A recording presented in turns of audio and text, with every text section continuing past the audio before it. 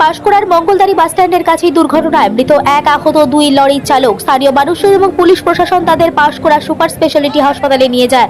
তবে ঘটনাস্থলেই মৃত্যু হয় একজনের। কলকাতার দিক থেকে খড়গপুরের দিকে যাওয়ার সময় NH 16 নম্বর জাতীয় সড়কের উপর মর্মান্তিক দুর্ঘটনা। দুটি লরির সংঘর্ষে জখম দুই লরির চালক, মৃত্যু হয় একজনের।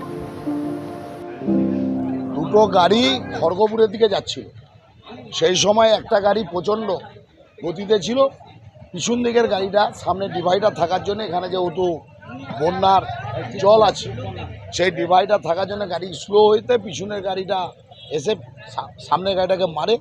সামনের গাড়িটা পাল্টি খেয়ে যায় এবং দুজন ড্রাইভারই গুরুতর আহত।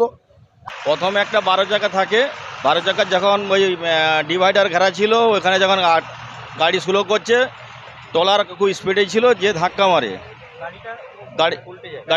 গাড়িটা বেঁকে ঘুরে উল্টে যায়।